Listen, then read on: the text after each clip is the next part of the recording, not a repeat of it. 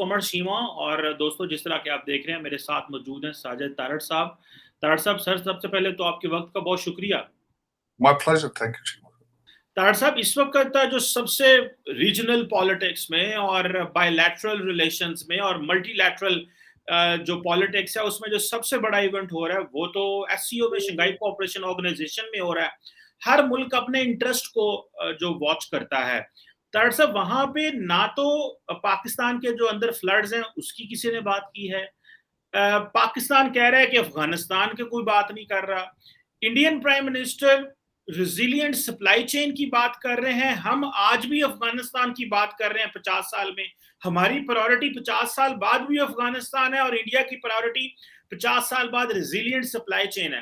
तारड़ साहब, इस एससीओ का फायदा उठा के क्या पाकिस्तान को, इंडिया को और ईरान को, अफगानिस्तान को और बाकी ममालिक को अपने अंदर से एक ट्रांजिट रूट नहीं ऑफर कर देना चाहिए था, जिससे एक बहुत बड़ा ब्रेक थ्रू होता और बल्कि हम इंडिया को डिफेंसिव मोड पे लेके आ सकते थे उससे, अगर हम ये ऑफर करते। आप इस एससीओ को, इस पॉलिटिक्स को और ये जो बायलैटरल रिलेशन है इसको आपने कैसे रीड किया सर?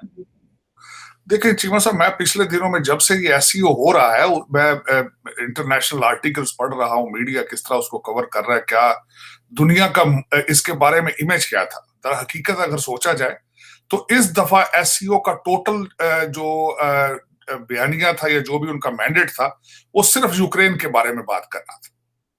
और उसमें दो बड़े कंट्री जो समझते हैं कि इस वक्त अमेरिका को किस तरीके से कार्नर करना है, वो दो बड़े कंट्री हैं, रशिया और चाइना।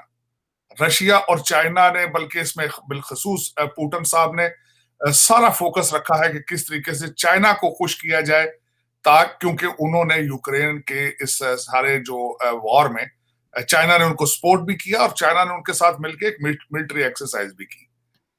और ये टोटल इसके अलावा उन्होंने किसी तीसरी चीज के ऊपर तवज्जो देने की कोशिश नहीं की। सैलाब एक बहुत बड़ी बात थी पाकिस्तान के अंदर, किसी ने उसका जिक्र नहीं किया।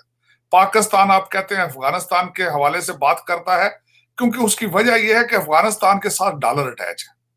इस वक्त अगर देखा जाए तो पाकिस्तान के अंदर से जितने डॉलर बढ़ रहे हैं, जो डॉलर की प्राइस ऊपर जा रही है, डॉलर बढ़ रहा है, उसकी एक बड़ी वजह यह भी है कि वहां से सारे पैसे जो डॉलर है सारे अफगानिस्तान जा रहे हैं। पहले माजी के अंदर पाकिस्तान ने अफगानिस्तान के जरिए बड़े पैसे बनाए हैं, इसमें कोई शक नहीं है। It was a big opportunity for Pakistan. तो वो पाकिस्तानियों को हमेशा उसी के ख्वाब नजर आते रहते हैं कि यार कहीं डॉलर आए तो चले, हो सकता है हमें भी मिल जाए, चले ना भी मिले तो हमारे पाकिस्तान के अंदर डॉलर के ऊपर से उसका जो है वो प्रेशर उठे। हालांकि वो अफगानिस्तान इस वक्त बिल्कुल पाकिस्तान को ना सिर्फ अबैंडन कर चुका है, वहां के लोकल शहरी जो है पाकिस्तान और पाकिस्तानियों से नफरत करते हैं। इसमें बेशक, इसमें कोई ढकी छुपी बात नहीं है। और पाकिस्तानियों को भी, पाकिस्तानी जो हुकूमत है उनको पता है, एस्टेब्लिशमेंट को पता है कि नफरत करते हैं। बल्कि परसों हादसा हुआ है, दो तीन हमारे फौजी शहीद हुए हैं उस एरिया के अंदर, और वो मुसलसल अटैक कर रहे हैं पाकिस्तान के ऊपर। पाकिस्तान के बॉर्डर को वो रिकॉग्नाइज नहीं कर रहे। इस वक्त उनको अगर दुनिया में रिप्रेजेंट कर रहा है तो वो कतरी कर रहे हैं, कतर कर रहा है उनको रिप्रेजेंट। और उनका झुकाव आज भी जो है वो भारत की तरफ ज्यादा है वर्सेस पाकिस्तान, क्योंकि उन्हें नजर आता है कि भारत से, जो अफगानी समझते हैं कि भारत से कुछ पैसे निकल सकते हैं। भारत जो है पहले भी वहां बड़े बड़े प्रोजेक्ट करता रहा है, उनकी पुलिस को ट्रेन करता रहा है, उनकी आर्मी को ट्रेन करता रहा है, बल्कि उनकी पार्लियामेंट की बिल्डिंग बना के उन्होंने तोहफे में दी थी। पाकिस्तान के साथ इस वक्त अफगानी पाकिस्तानियों से उतनी ही नफरत करते हैं जितनी बंगाली नफरत करते हैं। उनके जहन में ये डाल दिया गया है कि अफगानिस्तान की सारी मिजरी जो है, अफगानिस्तान की सारी मुश्किलात का जो एक ही सोर्स है वो पाकिस्तान है। और ये अफसोस वाली बात। और दूसरा, लेकिन एससीओ के हवाले से अगर देखा जाए तो वहां पे मैंने जिस तरह अर्ज किया कि यूक्रेन की वार के अलावा उन्होंने कोई चीज किसी पे तवज्जो देने की कोशिश ही नहीं की, जो कि ज्यादती है। हालांकि अगर रीजनल है, 8 कंट्रीज हैं, तो उन्हें चाहिए था कि हर कंट्री के इश्यूज को डिस्कस किया जाए। और लेकिन दूसरा, चीमा साहब, मैं अब जहां पे ये बताऊंगा कि आपने जो आइडिया ये दे रहे हैं कि यहाँ से एक कॉरिडोर बनाया जाता है, यहाँ से बनाई जाए चीज, तो उसके हवाले से जो चाइना का सी पैक इस वक्त फेल हो चुका है, मेरे ख्याल में वो उसमें अब मजीद कोई भी मुल्क जो है उस पर पैसा या सोर्सेज अपने जाया करने पसंद नहीं करेगा under given circumstances. Given circumstances वो ये है कि कोविड की वजह से सारी दुनिया की इकॉनमी स्लगिश है, और दूसरा अमेरिका की वीक फॉरेन पॉलिसी ने सारी दुनिया का बैलेंस खराब करके रख दिया है। अमेरिका ने जब से ये डिसीजन लिया है कि वो छोटे कॉन्फ्लिक्ट से निकल के सिर्फ चाइना को कंटेन करेगा, सिर्फ चाइना के पीछे जाएगा, चाहे वो इंडो पैसिफिक बनाए, चाहे जितने क्वाड बनाते हैं, उनका टोटल फोकस इस वक्त चाइना पर है। चाइना की अपनी इकॉनमी स्ट्रगल कर रही है क्योंकि सप्लाई चेन टूट चुका था। तो उसके बाद जो एक नया सिलसिला बना, देखें यूक्रेन वार को अगर थोड़ी देर के लिए डिस्कस किया जाए, तो यूक्रेन वार में अमेरिका चाहता था कि रशिया फंसे यूक्रेन के अंदर, जिस तरह कॉन्फ्लिक्ट्स में अमेरिका फंसता रहा, लेकिन वो उनको यूक्रेन की वार सूट कर गई है रशिया को। रशिया का रूबल इतनी तेजी से ऊपर गया है जिसकी हद नहीं है। दूसरा, उसके बाद सबसे बड़ा नुकसान ये हुआ अमेरिकन वीक फॉरेन पॉलिसी का कि उनके यूरोपियन एलाइज जो है वो अमेरिका को छोड़ते हुए नजर आ रहे हैं, क्योंकि उन वहां पे जो रशियन पाइपलाइन जिनको ओबामा सपोर्ट करता रहा था, वो पाइपलाइन रशिया ने जब बंद की है तो गैस की राशनिंग शुरू हो चुकी है, और यूरोपियन इकॉनमी जो है वो क्रिपल करेगी जब रशिया बिल्कुल सारा सप्लाई, वो पाइपलाइन तो बंद हो चुकी है लेकिन मजीद यूरोपियन इकॉनमी सफर करेगी, जिसकी वजह से यूरोपियन एलाइज जो है वो कांपते फिर रहे हैं। दूसरा, अमेरिका की वीक फॉरेन पॉलिसी की वजह से उनकी रशिया की जो एम्बार्गो या सैंक्शंस हैं वो काम नहीं किए। वो मुसलसल अपना तेल बेच रहे हैं, और उन्होंने तेल बेचकर दुनिया को इतना पैसा बना लिया है कि आप सोच नहीं सकते। ये यूक्रेन की वार उनको सूट कर गई अमेरिकन रशियन इकॉनमी। तो वो सिर्फ इस टोटल जो एक समझ लें कि ये जो एससीओ थी, इसका बॉटम लाइन क्या था। दोनों मुल्कों ने मिल के, रशिया ने और चाइना ने सिर्फ यही इस एससीओ के जरिए कोशिश की है कि अमेरिकन इन्फ्लुएंस किस तरह रोका जाए, अमेरिका को किस तरीके से जो है स्नब किया जाए, और वो उसमें काफी हद तक कामयाब भी हैं, क्योंकि इस वक्त चाइना और रशिया का जो आपस में इत्तेहाद है, उनको अमेरिका की दुश्मनी सूट, दोनों का ऑब्जेक्टिव यही है कि अमेरिका को कॉर्नर किया जाए, और उसमें वो काफी हद तक कामयाब है। यूरोप जो है वो डायरेक्ट यूरोपियन एलाइज जिनको कभी अमेरिका ने सोशलिज्म से बचाया था, मार्शल प्लान दिया था, अब वो डायरेक्टली फ्रांस, जर्मनी और इंग्लैंड डायरेक्ट रशिया से खुद बातें करते हैं अपने सोल्यूशन हल ढूंढने के लिए।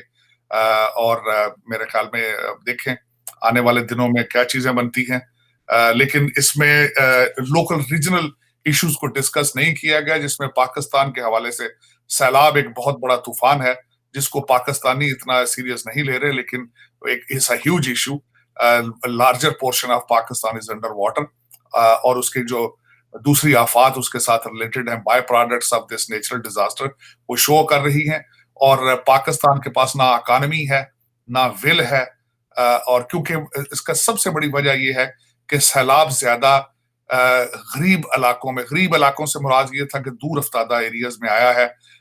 सैलाब अगर पिंडी और लाहौर के दरमियान आता तो शायद तूफान बन जाता, लेकिन ये इतना बड़ा तूफान है कि उन इलाकों में, बिलखसूस यहाँ कहूंगा, उन इलाकों में आज तो सैलाब आया है जो पहले ही पाकिस्तानी रडार पर नहीं होते, जिनके मसाइल को पहले ही हमारी रूलिंग एलीट जो है वो डिस्कस नहीं करती। जो सिंध के गरीब इलाकों में, बलूचिस्तान के गरीब इलाकों में आया है तूफान, और बिल्कुल किसी इस वक्त जो हमारी रूलिंग एलीट है वो उनको देखना भी नहीं चाहती और देख भी नहीं रही उनको, जो कि एक मैं समझता हूं दैट्स अनदर ह्यूमन ट्रेजेडी कि द कंट्री वेयर जो सफर कर रहा है वो खुद उसको नहीं देख रहा और उसकी नौयत के बारे में अंदाजा नहीं लगा रहा। ये सबसे बड़ा अफसोसनाक वाक़या है, एक मैं समझता हूँ कि इशू है जो मुस्तकबिल में बैकफायर करेगा पाकिस्तान को बड़े बुरे तरीके से। वो अपनी सियासी कश्मकश, इंस्टेबिलिटी, पॉलिटिकल इंस्टेबिलिटी और इकोनॉमिक इंस्टेबिलिटी में इस बुरे तरीके से वो चपकलश हो रही है वहां पे सिर्फ इक्तदार और पैसे की जंग है, इसके अलावा तीसरी चीज कोई।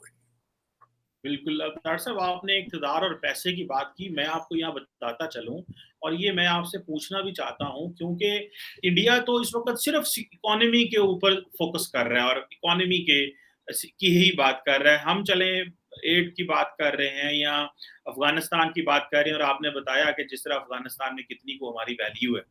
डॉक्टर साहब, इंडिया के एक बिजनेसमैन है, उनका नाम है गौतम अदानी। वो इस वक्त दुनिया के सेकंड रिचेस्ट बंदे बन गए हैं आफ्टर एलॉन मस्क। और फोर्ब्स मैगजीन कहता है कि उनकी जो मेरा ख्याल है नेट वर्थ है वो तकरीबन 159.9 बिलियन डॉलर।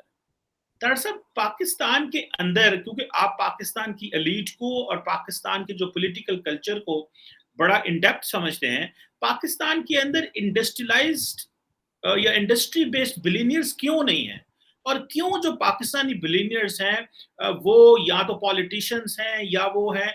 आज प्राइम मिनिस्टर मोदी दुनिया को ऑफर कर सकता है कि मेरे पास गौतम अदानी है इन्वेस्ट करने के लिए, एक एक कंपनी जो है वो कहाँ पहुंची हुई है। जिस तरह फेसबुक कह रहा है कि हमें मेटा कह रहा है कि हम पाकिस्तान में 120-25 मिलियन डॉलर लगाएंगे, अब कंपनीज पाकिस्तान को एड दे रही हैं।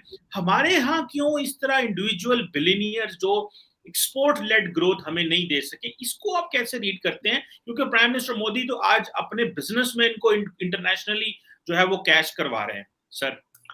देखिए, उसमें चीमा साहब, अक़वाम जो होती, कौमें होती हैं, उनके डिसीजन, जो पुराने डिसीजन, मैंने इस इंडिया की इकोनॉमी के ग्रोथ के बारे में मैंने बड़ा पढ़ा है इसके बारे में। तो उसमें उनके अर्ली डिसीजन जो है 1947 से लेकर आज तक, अगर देखा जाए तो उनके जो डिसीजन पहले जो लगते थे कि अच्छे डिसीजन नहीं है उनके, लेकिन वो सारे आप उनको जब अकेला बैठ के सारी उसकी मैंने रिसर्च की, तो वो सारे उस वक्त इस वक्त उन सब का फ्रूट आज निकल रहा है। अब मैं वो छोटी सी बात बताऊंगा कि उन्होंने शुरू में 1947 में इंपोर्ट पे पाबंदी लगा दी, और फिर उनका झुकाव रशिया की तरफ था। रशियन आज भी भारत जो है वो दुनिया में सबसे ज्यादा असला खरीद रहा है रशिया के साथ। आज तेल भी ले रहा है तो रशिया से ले रहा है। तो वो रशिया के रिलेशनशिप क्योंकि नजदीक था रशिया, और सोशलिस्ट कम्युनिस्ट माइंडसेट था, तो इंडस्ट्रियल रेवोल्यूशन लाया गया। वहां गाड़ियां अपनी बनाई गई, रेफ्रिजरेटर अपने बनाए गए। ये सारा इंपोर्ट का सिलसिला तो अभी 20 साल 25 साल पहले खोला उन्होंने। फिर उसके बाद उनकी इंटरप्शन नहीं हुई, मार्शल लॉ वहां पे नहीं लगे। उनका जो सबसे बड़ी बात, जिसको जमहूरियत कहते हैं, दुनिया में सबसे बड़ा इंतकाम जमहूरियत होता है, इसको सही तरीके से उन्होंने यूज किया है इस चीज को। आज उसकी सबसे बड़ी मिसाल मौजूद है। आम पार्टी एक इतने लार्जर स्केल पर नहीं है, लेकिन पंजाब में आई है, लोग उनको लेकर आए हैं। सबसे बड़ी जमहूरियत की अच्छी मिसाल ये है आम पार्टी का पंजाब में आना। इसका मकसद ये है कि जमहूरियत is democracy is working there. अब उसके बाद पाकिस्तान के हवाले से अगर देखा जाए, एक तो हमारी सियासी नशोनुमा नहीं हो सकी, जिसका मुजाहरा आज भी आप देख रहे हैं। वजीर आजम के खिलाफ अदम एतमाद आती है तो वो कहता है मैं मुल्क की तबाह कर दूंगा, मुझे क्यों निकाला गया है। और क्योंकि उसको सियासी नशोनुमा नहीं है, कौम की सियासी नशोनुमा नहीं हो सकी, लोग जमहूरियत को समझ ही नहीं सके। आज वो एक एक्स प्राइम मिनिस्टर बार बार शोर करता है कि शफाफ इलेक्शन कराओ, शफाफ इलेक्शन कराओ। कल मरियम नवाज ने बिल्कुल अच्छा जवाब दिया। उसने कहा सूबा सरहद की असम्बलियों से रिजाइन दो, पंजाब की असम्बलियों से रिजाइन दो, तो इलेक्शन तो मैंडेटरी हो जाएगा फिर। लेकिन वो अनोखा लाडला जो है वो कहता है मैं इस्लामाबाद पर हमला करूंगा। अब कल भी उन्होंने अपने जलसे में कहा कि मैं काल दूंगा। काल देने से मुराद यही है कि अटैक ऑन इस्लामाबाद।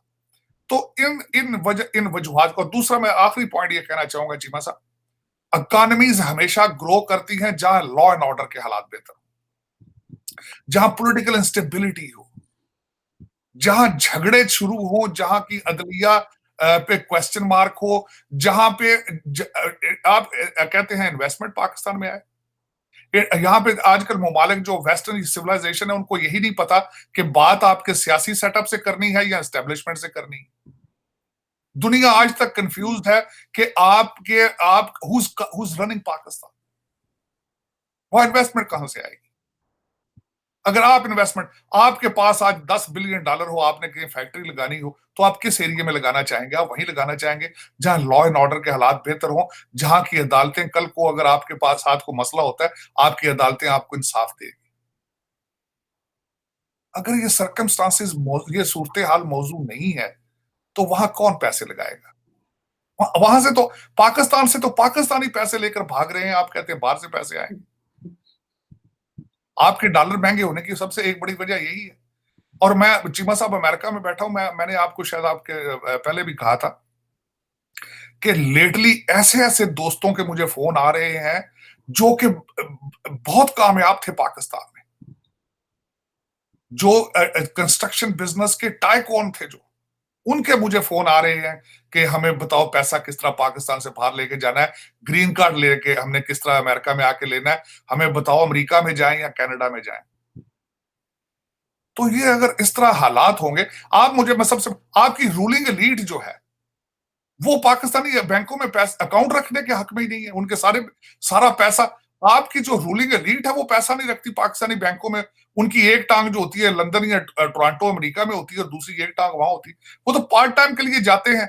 आपकी रूलिंग एलीट ही नहीं पैसा लगाना चाहती। आप देख लेंगे, अगर मैं किसी वक्त मैं सेगमेंट करूंगा बल्कि बताऊंगा आपके रूलिंग एलीट के कारोबार कहां है, इनकी इन्वेस्टमेंट कौन कौन से ममालिक के अंदर है। तो उसके अंदर जब, और दूसरा आखिरी बात ये मैं कहना चाहूंगा चीमा साहब, हमेशा जो मेरा एक मेरा सबसे बड़ा पैशन है, Nations cannot survive without nationalism. इस वक्त जो सबसे बड़ी बात यह है कि मैं भारत बड़ी दफा गया हूं खुद में, मैंने जो उनमें देखा है अगली जनरेशन में, नेशनलिज्म है। नेशनलिज्म, वो उनको फख्र है कि हम भारत को बचाएं, हम भारत को आगे लेकर आएंगे।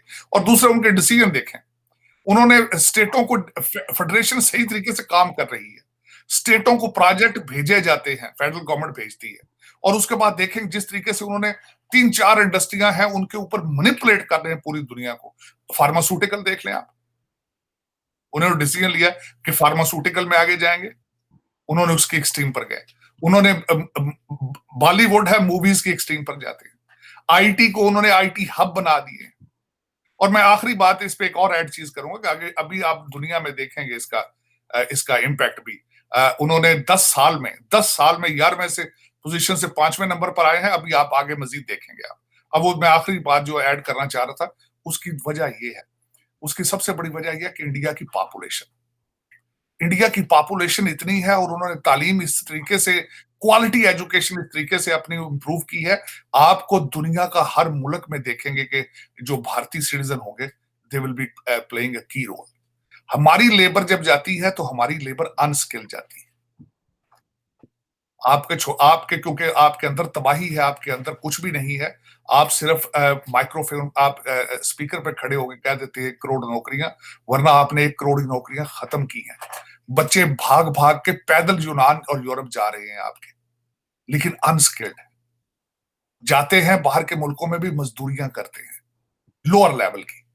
भारतीय निकलते हैं, आईटी की तालीम लेकर जाते हैं, वीजे लेकर जाते हैं। तो तालीम लेकर जाते हैं तो उनका बाहर इन्फ्लुएंस होता है, वो सही तरीके से इंडियन डायस्पोरा बनता है। और आप सिर्फ इसी बात पे खुश हैं कि हमारी बाहर से रिमिटेंस इतनी आ रही है क्योंकि आप बच्चे अपने बेचते हैं। आप अपने बच्चे, अपनी यूथ जो है, ब्रेन ड्रेन के जरिए, आज भी मैंने आपको चैलेंज करता हूं, बैचलर डिग्री नहीं है, किसी अच्छी एसोसिएट डिग्री मुझे ले दें किसी अच्छे, इसी में किसी के मैकेनिकल में आगे पीछे, बच्चा लेता जाता है, शाम को ऑस्ट्रेलिया कनाडा वो माइग्रेट कर जाता है।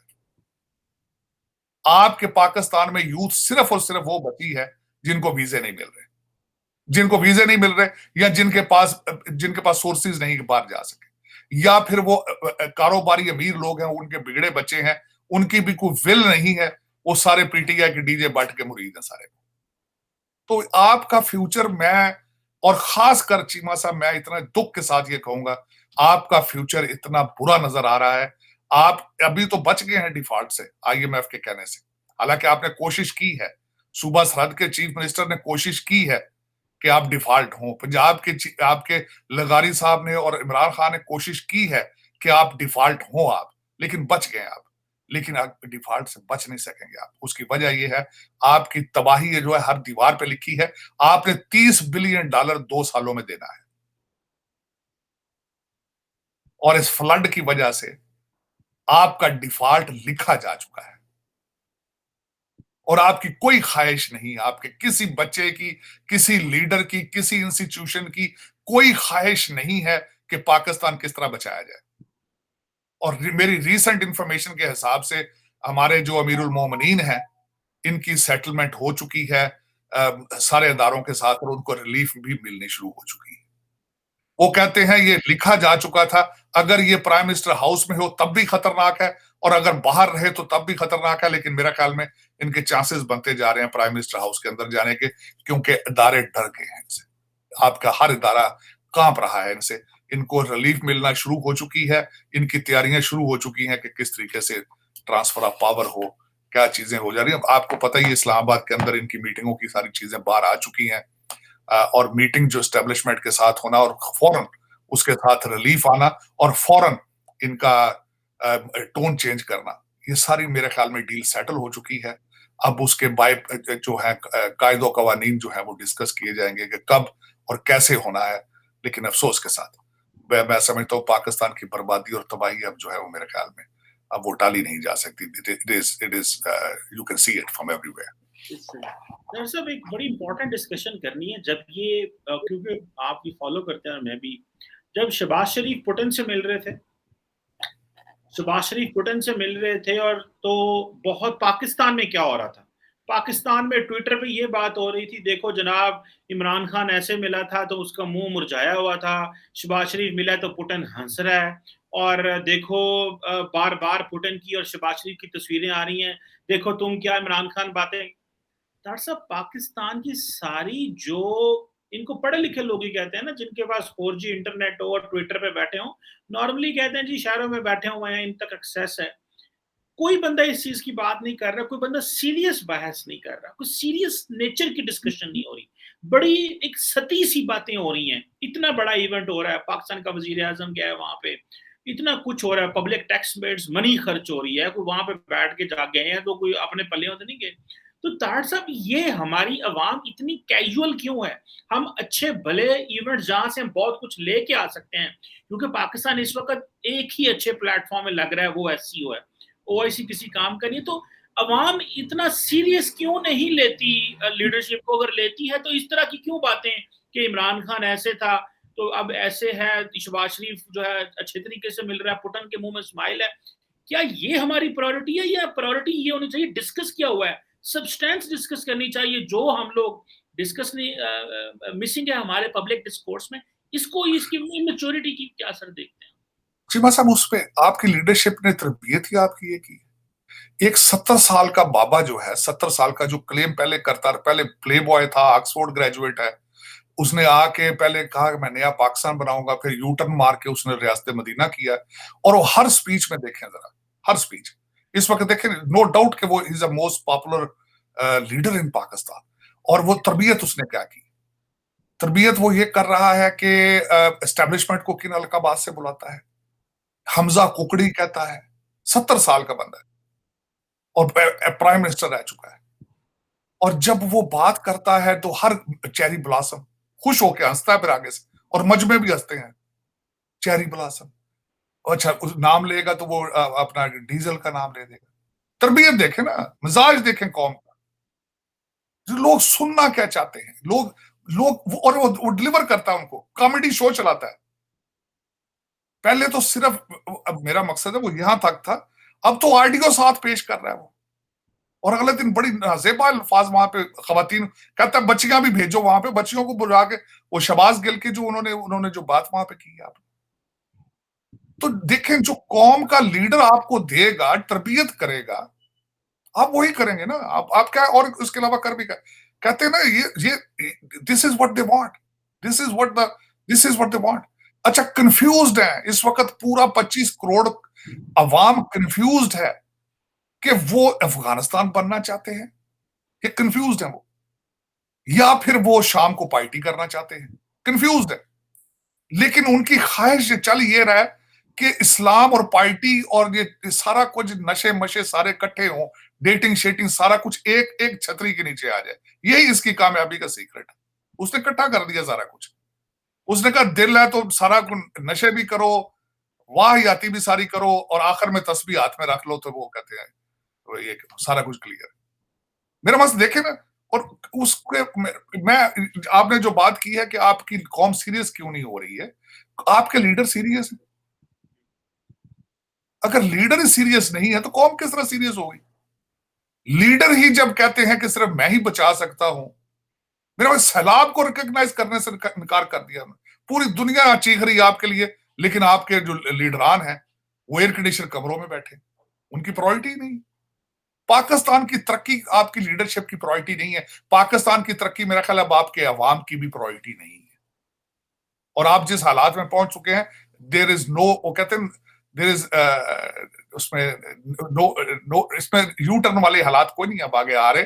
आगे जिस तरीके ये सैलाब का जो सिलसिला है, इससे इसके बड़े बड़े बुरे इंपैक्ट होंगे, क्योंकि उसकी वजह मैंने जिस तरह आपको अर्ज की है कि आप खुद ही, मैंने आपसे वो बारोड इकॉनमी है, और बारोड इकॉनमी तो ठीक है, चलो आपको कोई खैरात मैरात तो मिलती है आगे पीछे, लेकिन दुनिया की इकॉनमी भी स्लगिश है कोविड के बाद।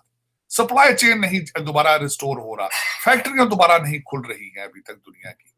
तो दुनिया, और दूसरा एक बात है कि जब आप खुद सीरियस नहीं होंगे तो दुनिया भी पीछे हट जाएगी ना। देखिए आज जिस तरह मैं बता रहा हूं कि लोग आपको पैसा देना चाहते हैं, लेकिन उनको एतमाद नहीं है आप पे। वो कहते हैं कि आप पैसे खा जाओगे, भाग जाओगे।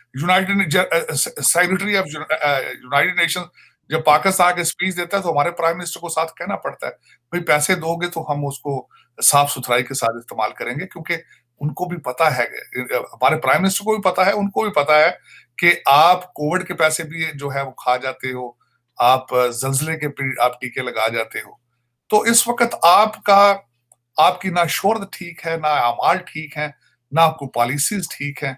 आप बहुत बुरे हालात में हैं, और आने वाले दिन मजीद बुरे होंगे आपके लिए, क्योंकि आपके पास कोई लीडरशिप नहीं है, और इंस्टीट्यूशन आपके जो है वो इस वक्त क्रिम्पल कर चुके हैं, और ना जुडिशरी के हालात हैं, ना एस्टेब्लिशमेंट के हालात हैं, और टीटीपी आ चुकी है, स्वाद के अंदर उनका कब्जा होता जा रहा है, भत्ते वो मांग रहे हैं। बस आपके पास अब मैं मायूसी गुनाह है, लेकिन मैं को पाकिस्तान की तरफ से ज्यादा होपफुल नहीं हूं, और आने वाले दिन मजीद टफ से टफ होते जा रहे हैं। क्योंकि देखें, पहले आप कहते थे आईएमएफ का पैकेज आएगा, डॉलर कंट्रोल में आ जाएगा, डॉलर फिर भी कंट्रोल में नहीं आ रहा है। आप देखें मुल्क के हालात ये हैं, कराची में पैराडोल नहीं मिल रही है आपको। यस। आप देखें, आप दूसरी अद्वियात को छोड़ दें जो जो और ज्यादा इंपॉर्टेंट है।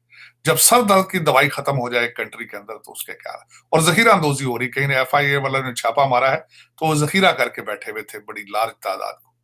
देखें, और क्योंकि इसमें लॉ एंड ऑर्डर कोई नहीं है और जमीर कोई नहीं है, जब जिस सोसाइटी में शराफत को प्रमोट करना छोड़ दिया जाए, जब करैक्टर बिल्डिंग प्रोसेस रुक जाए जिस कौम का, उसका अंजाम आप कैलकुलेट खुद कर लें। मैं आपको नहीं कहता, जहां जिस सोसाइटी में से किरदार उठा लें तो उसका अंजाम आप खुद कैलकुलेट करें क्या होता है।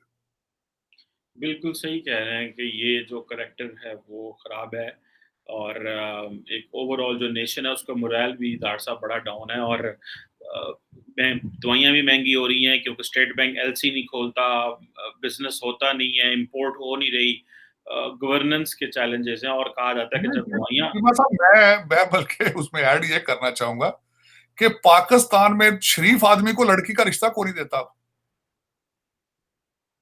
और शरीफ अफसर को आ जाए तो उसके पीछे पूरा महकमा पड़ जाता है, कहते हैं ये बुजदिल है, बुजदिल काम करन देना, कहते ना बुजदिल है, ना खांदा, ना सानू खान देता। और दूसरा बात, मैं पाकिस्तान खुद जाता हूं चीमा साहब, करप्शन को, फ्रॉड को ब्रैग किया जाता है, वो मेडल्स है, लीगल, और इतनी आम हो गई है कि अब वो करप्शन करते हुए, वो लेते हुए लोग समझे ये हमारा हक है, this is part of the game, ये गेम का हिस्सा है, मतलब वो समझे हमारी तनख्वाह ही है। तो और वो जस्टिफाई फिर करते हैं कि जी देखें हुकूमत तो कुछ देती नहीं है, क्या करें ये वो करें। एनी हो, दिस इज वेरी अनफॉर्चुनेट तार साहब, thank you very much sir for your time and for always giving us wonderful. और एक वो जिसे कहते हैं ना, your discussion is like an invigorating syrup, लोग सुनते हैं, the people those who watch, there is an analysis, but इससे एक जोश मिलता है कि yes we should do it, we can do it, we have the potential, जो गलतियां हुई हैं उसको समझना चाहिए और आगे हम अच्छा काम कर सकते हैं। एंड व्हाट वी कंपेयर भी करते हैं ताकि दुनिया को पता चल सके कि हम अच्छा कर सकते हैं, हमें अच्छा करने नहीं दिया जा रहा, because we lack the leadership जो बेसिकली हमें हमारे लिए मसाइल पैदा कर रही है। मतलब हमारे पड़ोस में सेम लोगों का जिनका DNA और हमारा DNA एक है। यस, ऐसे ही मैं बंगाली और भारत की बात करूं, अगर वो कर सकते तो पाकिस्तानी क्यों नहीं कर सकते? सही बात। लेकिन मैं ब्लेम करूंगा लीडरशिप पे, और हमें तबाही पर लेकर आने वाले ये सारे इंपॉर्टेंट लीडर हैं, इन सब के जो ये सारे लंदन बेस हैं, सारे टोरंटो और लीडर ही नहीं सिर्फ आपकी, इसमें सारी रूलिंग एलीट है। आपकी तबाही में के लिए इन्होंने इत्तेहाद कर रखा है। ये एक अलायंस है टू डिस्ट्रॉय पाकिस्तान, लूट के बाहर निकलना, सिर्फ मी माई सेल्फ एंड माइंड, ये हमें तबाह कर रहा है। हम सिर्फ समझते हैं कि मैंने अगर डाका मार के अपने बच्चों के लिए कोठियां बना रहा हूं, पैसे छोड़ रहा हूं, नेशनैलिटियां बाहर की हैं, लेकिन आपने खौफे खुदा छोड़ दिया। आपने मैं जिस तरह किरदार किरदार साजी छोड़ दी है, शराफत प्रमोट करना छोड़ दी है। आप ना इस्लाम को जस्टिफाई कर सके हैं, ना अपने मुल्क को जस्टिफाई कर सके हैं, ना इंसानियत एज बहसीते इंसान होना ना उसको जस्टिफाई कर सके। लम्हा फिक्रिया है। बिल्कुल सही कह रहे हैं डॉक्टर साहब, लम्हा फिक्रिया है। Thank you very much sir for your time. बहुत शुक्रिया, बड़ा मज़ा आया बात करके। बहुत थैंक यू।